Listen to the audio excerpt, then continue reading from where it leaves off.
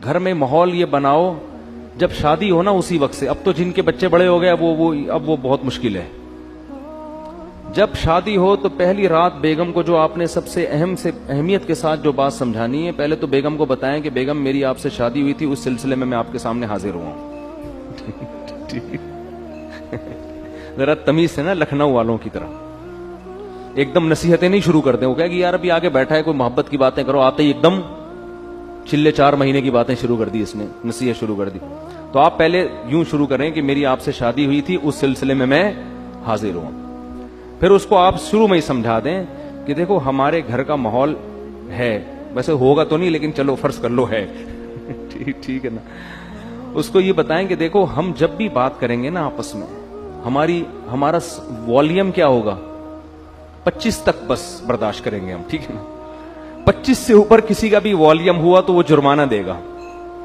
صحیح ہے. اپنے بارے میں بھی 50 بھی بہت ہے، 100 تو ابھی تو ڈائریکٹ 100 پہ ہوتا ہے جا کے نا، گھما دیتے ہیں.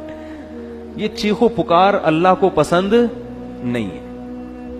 وَغْضُضْ مِن صَوْتِكَ، قرآن کہہ رہا ہے اپنی آوازوں کو پس کرو. میں بھی یہ نصیحت اس لیے کر رہا ہوں کہ اللہ مجھے بھی توفیق دے. یہ مطلب نہیں ہے کہ میرا والیوم بہت ہی دھیما اور بڑی تمیز سے، تو گھر میں سب کچھ چل رہا ہوتا ہے، لیکن تکرار کرنے سے فائدہ یہ ہوتا ہے کہ اللہ توفیق دے دے. سیکھنے والے ہیں نا ہم سب. کبھی ہو سکتا ہے میری بھی آواز اچھلتے کودتے ہوئے باہر آ جائے گلی میں اور چیخنے چلاتی ہوئی، آپ بولے اس دن تو بیان کر رہا تھا، تو بھائی ہم بھی سیکھنے کے لیے کہہ رہے ہیں باتیں، لیکن بات اچھی کرنی چاہیے انسان کو. تو پہلی دن اس کو بتا دیں کہ ہمارا جو والیوم ہے نا وہ ہمیشہ 25 سے نیچے رہے گا، 25 سے اوپر نہیں. جتنا اب 100 کسے کہتے ہیں، پورا گلا پھاڑ کے جو بات کرو نا، یہ تو 100 ہے. اس گلے کو ہم نے 4 حصوں میں ڈیوائڈ کر کے 25 سے اوپر نہیں جانے دینا، بلکہ اس میں کچھ لگا بھی دیں، ایسا سسٹم جو اوپر نیچے ہو رہا ہو نا، وہ بتا رہا ہوں، کوئی ایسی مشین لگا دیں. تو اس کے بڑے فائدے ہیں. اس سے جب بچے آپ کے پیدا ہوں گے وہ بھی کیسے، تمیز سے. ایسا خوبصورت ماحول بنے گا نا آپ کے گھر، جو لوگ آئیں گے آپ کے گھر وہ کہیں گے یار یہ گھر جنت ہے، یہ تو بڑے سکون والی زندگی ہے. اس کو آپ ہلکا نہ سمجھیں. یہ چیخو پکار ہی ہر فساد کی جڑ ہے.